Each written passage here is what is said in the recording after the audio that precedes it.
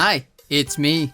So this is only my second video, but I feel the need to say outright that I enjoy roguelike games a whole lot. I mean, I like video games in general a whole lot, regardless of genre, and many of my favorites are not roguelikes at all.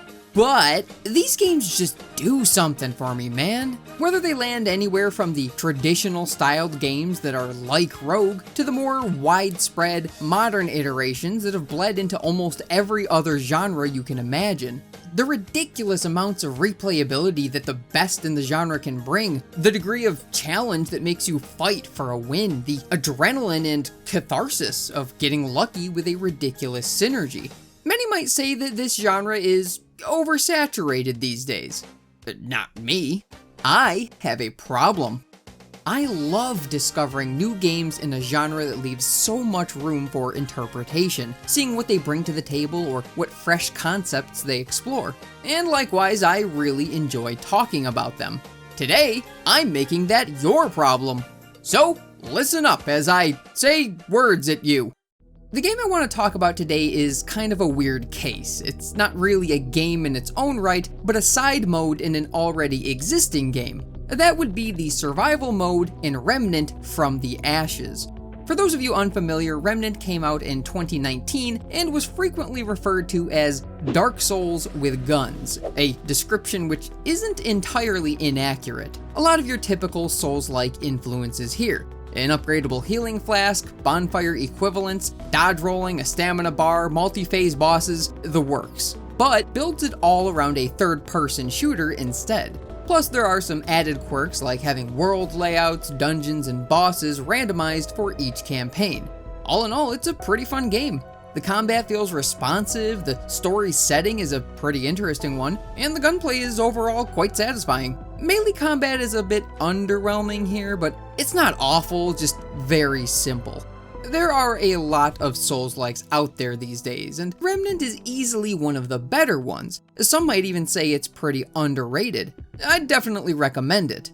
The sequel is already out now, but if you're finding yourself on the fence, the first game does go on pretty hefty discounts these days. I just recently saw it for $12 during the summer sale, which this video will almost certainly not be out in time for because I am slow. Besides, the original game also has survival mode. So Remnant has two DLCs, Swamps of Corsus and Subject 2923.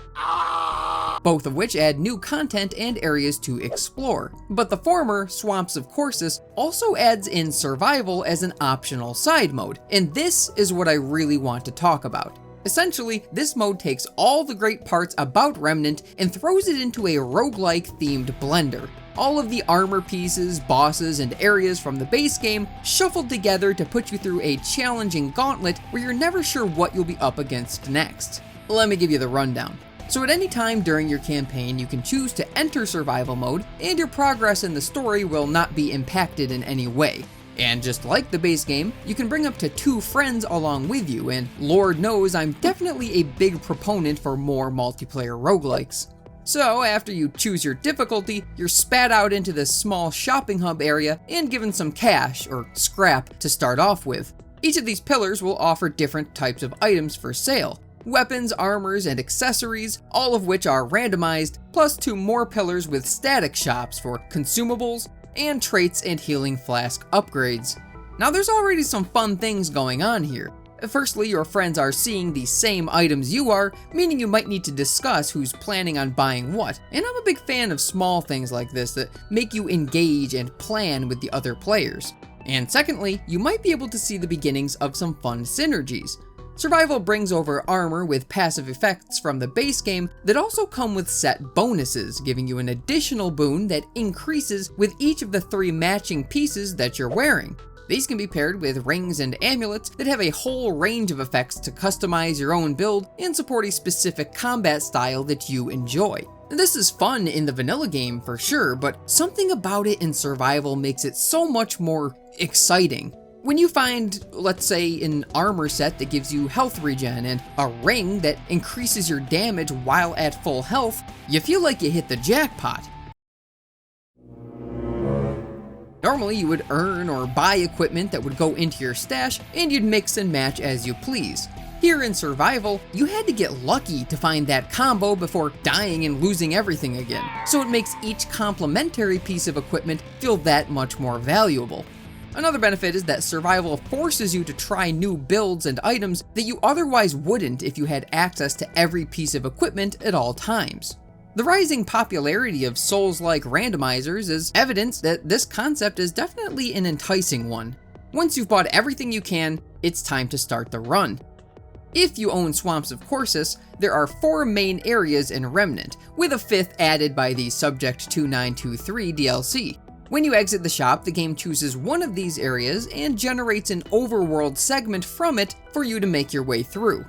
These are overall linear, but have occasional alleys or buildings to explore just slightly off the main path. You don't want to spend too long though, as survival mode operates on a timer system similar to Risk of Rain, where at certain intervals the game will get harder and harder. You'll continue infinitely until you inevitably die, trying to get as far as you can before that happens. As you progress through the level, you'll find lots of enemies to fight through, gaining you experience to contribute toward leveling up and increasing your combat stats. This creates a bit of a tug of war, where ideally your XP income is keeping pace or even surpassing the rate of the timer increasing. There will also be a healthy sprinkling of elite enemies to offer a bit more challenge in exchange for an item drop. In addition to that, you'll find chests that have a handful of things inside, or just the occasional item lying around. This can be anything from scrap, armor and weapons, or most commonly, trait books, which give you 1 point toward a stacking passive effect, such as more weak spot damage or faster stamina regeneration. You can also find consumable items, which, if you're like me, you will always forget to use. After making your way to the end of this level, the game will bring you to a dungeon segment from the same area that functions identically to the previous. Then, at the end of that level, you'll finally end up in a third, in which you'll fight one of the area's bosses, which will usually have a random modifier to make them tougher in a subtle way. Upon defeat, the boss will drop something unique to them, and you'll be brought back to the shopping area to spend your money and do it all again. And that pretty much sums up the survival mode gameplay loop. So, I'll just be blunt here. I love this. The base game of Remnant is a lot of fun. The moment-to-moment gameplay and how good it feels to fight enemies is a huge selling point for the game. But when you put that same great combat into a roguelike shell, I fell in love instantly. To be completely honest, when I finally tried survival mode, I enjoyed it so much that it pretty much completely replaced the base game for me.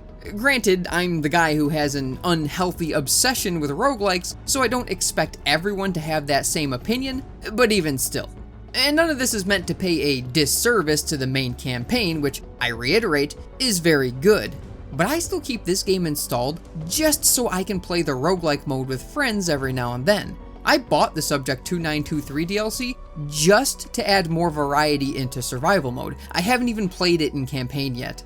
In addition to the combat, the build variety, while not anything crazy, is enough to sink your teeth into and mix up gameplay from run to run.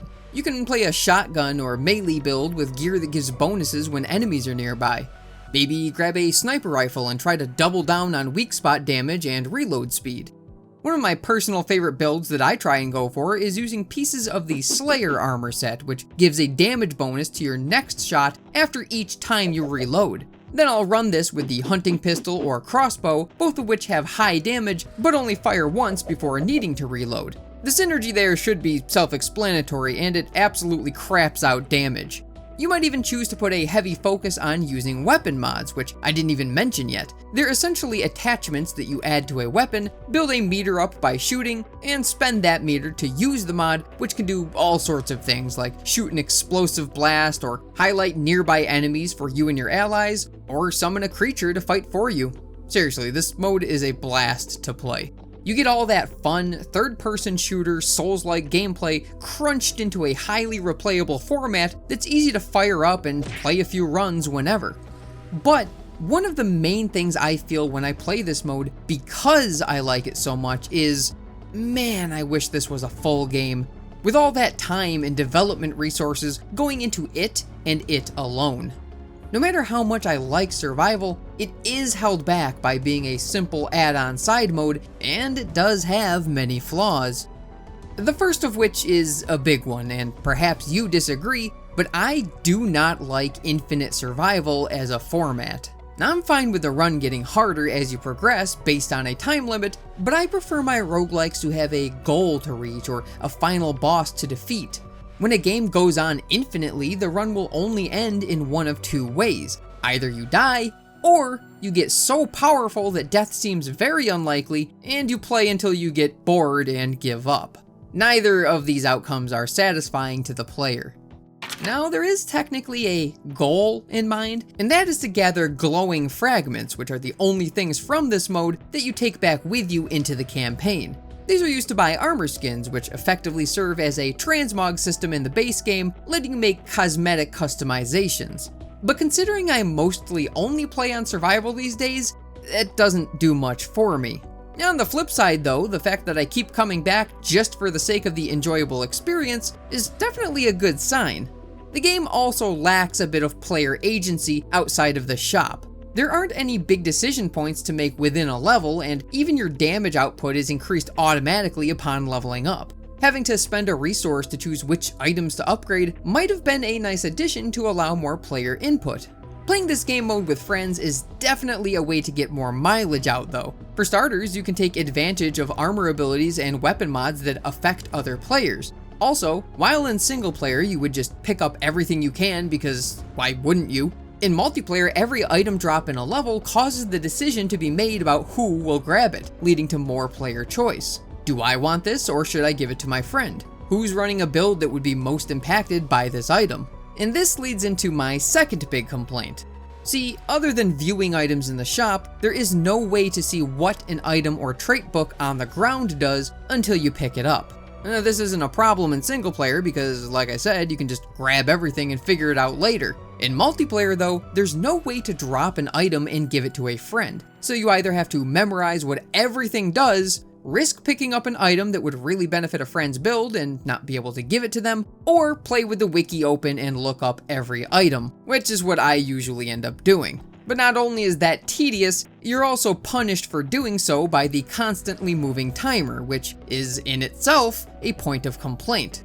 Sure, the timer pauses in the shop, but only in the lower difficulties. The game would really benefit from some way to pause the timer so you can go to the bathroom, or even take a break from the game and come back to it later without abandoning the run entirely. It's quality of life features like these that make me think, sure, I really enjoy survival, but what if? I can't shake that feeling of how badly I want to see this concept taken to the next level and given the love and attention it deserves. All the good parts kept in, but fleshed out into a fuller experience, polishing out the flaws, making the experience more user-friendly, and benefiting from the additional features or content that could come from a more dedicated development. It just feels like there's so much untapped potential.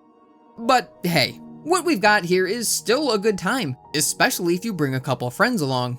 It's hard to say if survival will make a return in Remnant 2. As of this writing, 2 out of the 3 announced DLC packs have already been released, and it has yet to make an appearance. I'm still holding out hope for the third. I've already bought and played the sequel, and I'd be lying if I said that the hope for a new survival mode didn't influence my decision a bit. I believe I've read in an interview somewhere that the director of Remnant 2 likes the concept of survival mode, and that they've toyed with the idea of bringing it back, but in a different format. One that isn't exactly the same mode, but scratches that same itch, but also said that nothing is concrete. Well, hey there! So here I am, just editing this, taking my sweet time on what should have been a quick, simple video, and apparently the devs just made an announcement for Remnant 2. They are delaying the third DLC, but apparently they're adding in a new game mode for free. So yeah, they haven't said what it is, but that definitely gets my hopes up. So based off of that other interview I was talking about, even if it is something roguelike in nature, it's probably not going to be survival again. So who knows, maybe it could be like a wave survival, like defend the point. I don't know, but that's pretty cool. I am definitely excited to see what that turns into. Hey, so how you doing, by the way? Good? Yeah, it's good. As of now, I can say that the original Remnant from the Ashes and its survival mode get a recommendation from me. It does come with a bit of an awkward barrier though, that of pricing.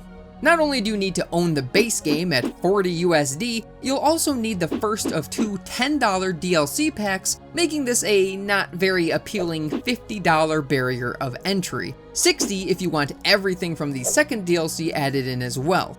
A bit of a hard sell when most roguelikes tend to cap out at around 25 or 30 bucks at most. Luckily, this comes with two caveats. The first is that, as I mentioned earlier, the sequel is out now, causing the original game to go on sale fairly often and at a deep discount at that. It shouldn't be too hard to grab this game and both DLCs for a grand total sitting at just over $20. The second is that this is all setting aside the fact that survival is still just a small side mode. You'll obviously still be getting the full campaign experience with your money as well.